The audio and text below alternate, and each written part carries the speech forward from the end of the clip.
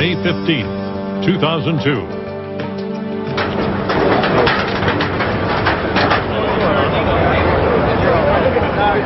Good morning, detail!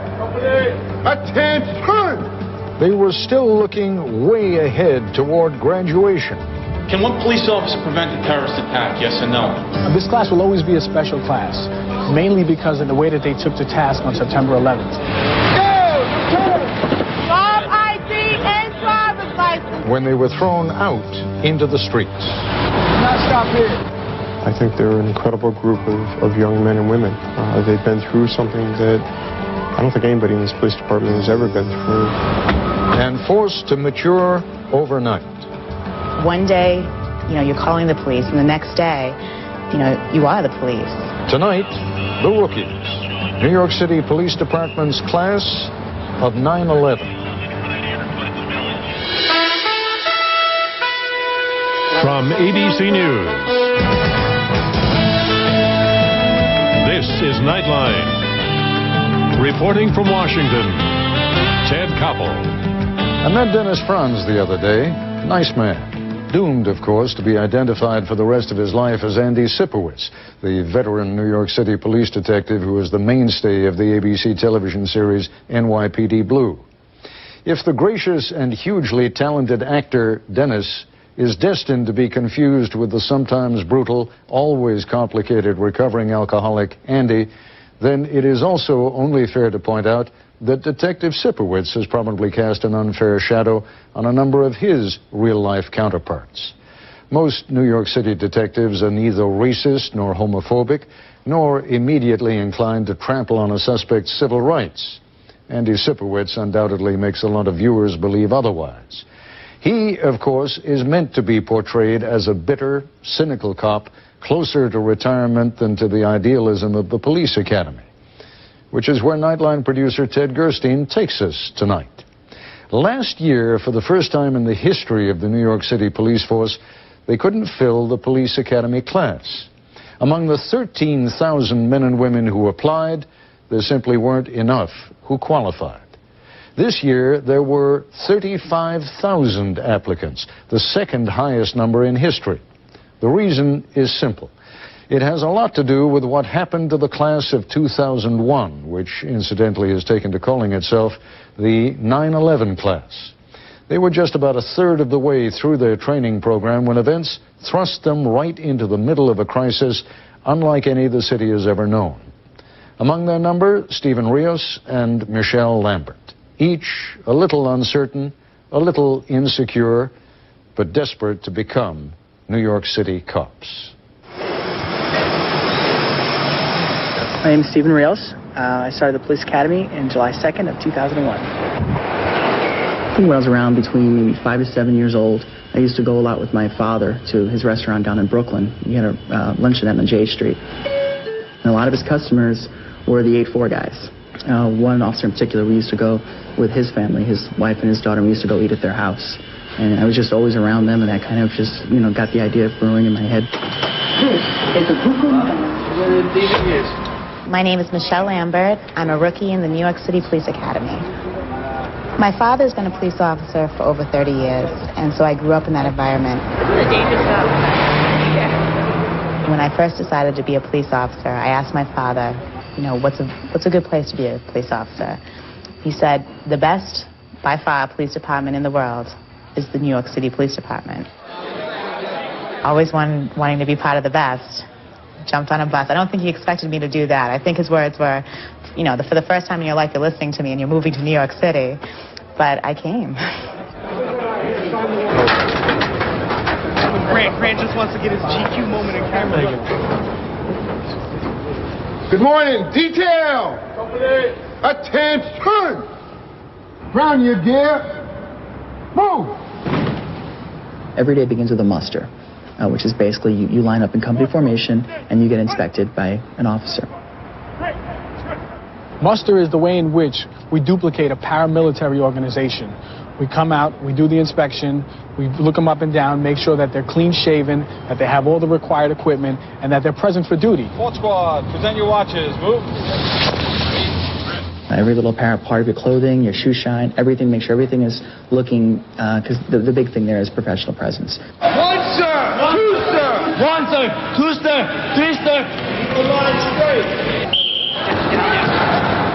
From muster, we head to our first class. Let's go, guys. Make it happen. Let's go. Let's go. People with 20 years on come in this building and hear the words of the gym, and they still look and, they kind of shiver.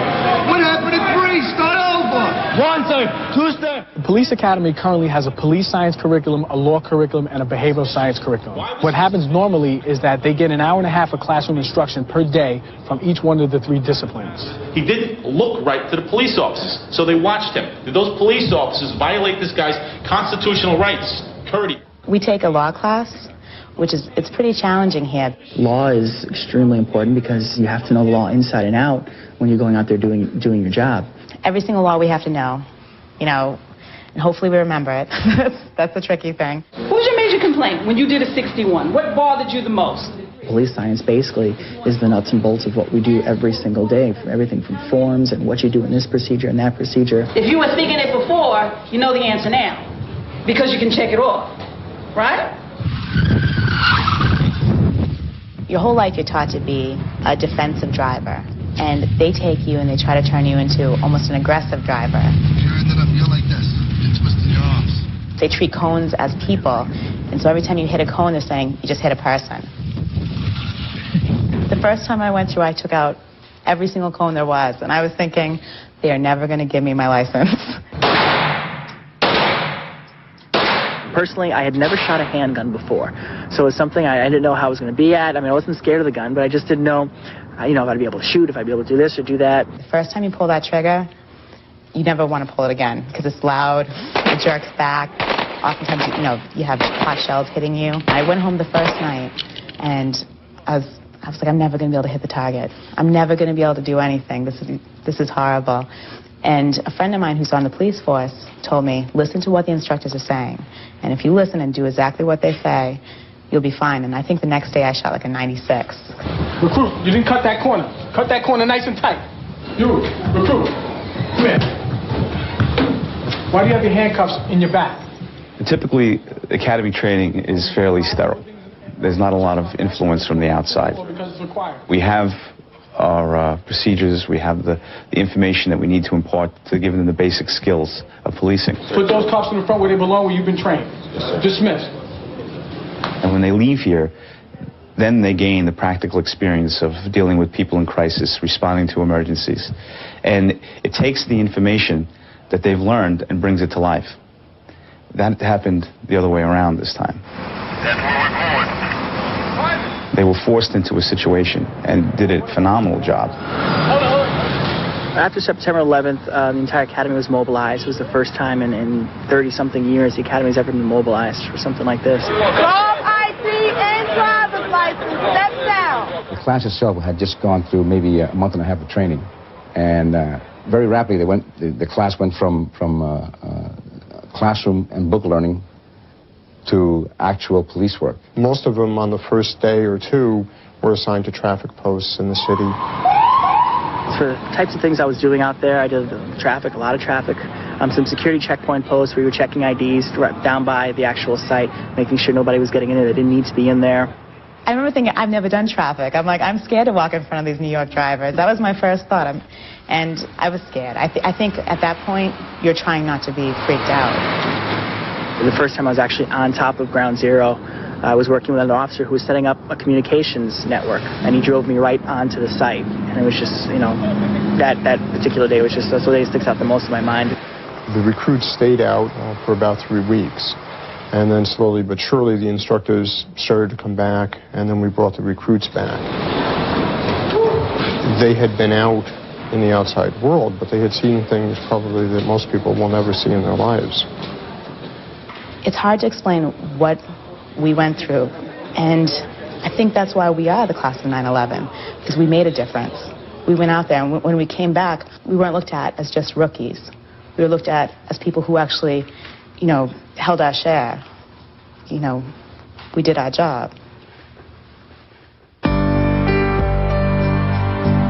This is ABC News Nightline, brought to you by ING.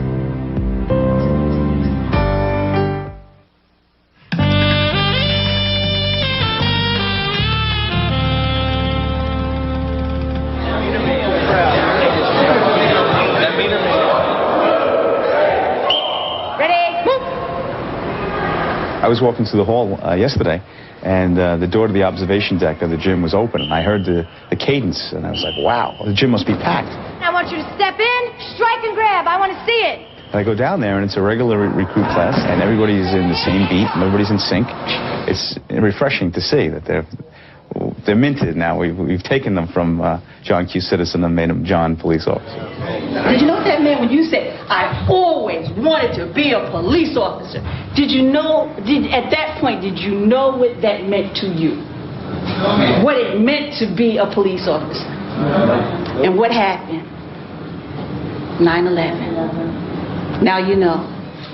It's a different world out there now. Terrorism is, where it was always a threat, is now a reality.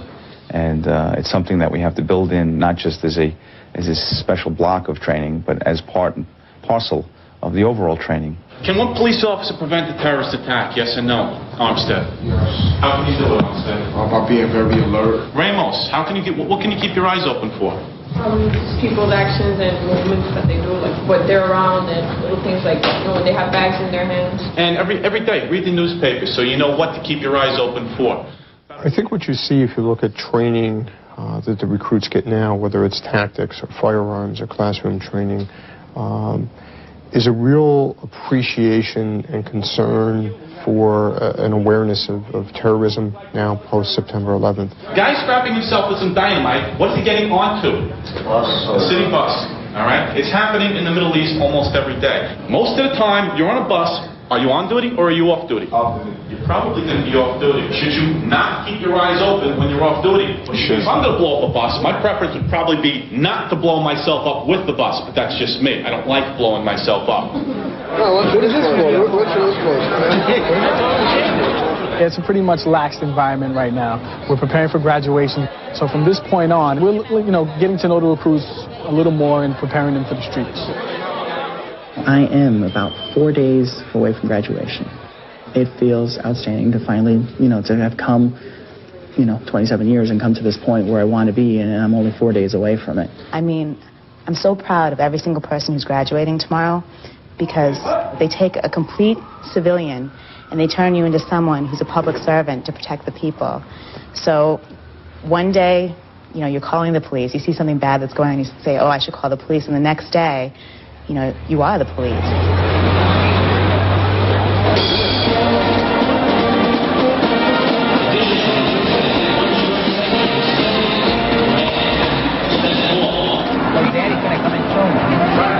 Forward, march.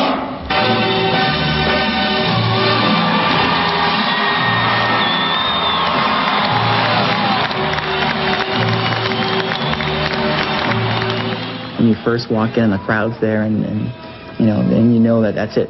This is the start of a big show.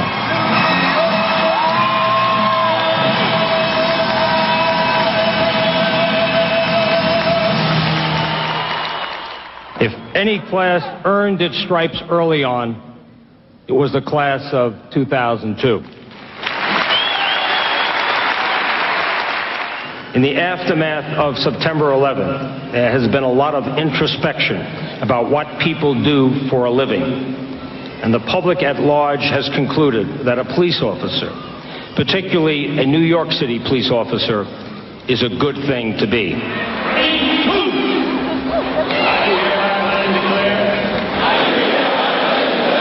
Uphold the Constitution of the United States. Before, everyone had come into the auditorium, and they remind you that when you say that oath, make sure you say it with meaning, because you're taking an oath that over 500 officers have taken and have died for. To the best of my ability, so help me God.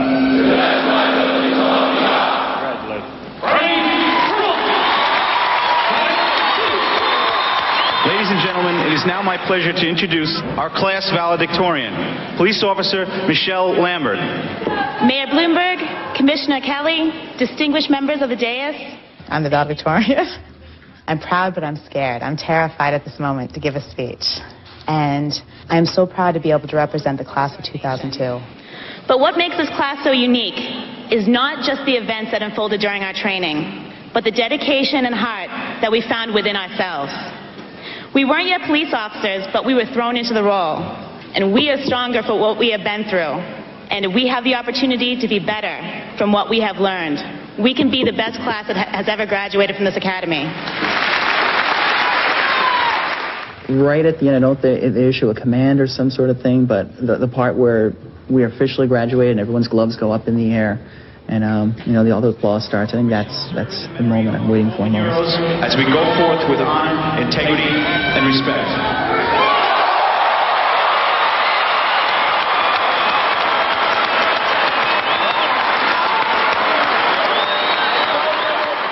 All the award winners went for a press conference. We stood around, and then the press was allowed to ask us questions. What did you do before becoming an officer? So you came straight from Massachusetts to the academy? I was a cop. My dad's a cop, my grandfather's a cop, my uncle's a cop. I'm overwhelmed. So actually, can I go? Because I just really want to be with my family. I'm sorry. I just really, really want to be with them. I'm so proud of you. That's a good one. This is something I've wanted my whole life, so I knew that I had to put the work in to make sure I got to this day. It's really an honor for me as a Puerto Rican man to be standing here and to have accomplished what I've accomplished, and I'm glad that so many of my fellow officers are also of minority descent. Thank you. Look at the camera. I'm not sure what my first assignment's going to be. It's going to be a foot post. I know that. I imagine that. But that's part of what makes it really exciting is I'm not sure what I'm going to do that first couple of days and to get my feet wet and things like that. It's going to be cool. I really can't wait for it.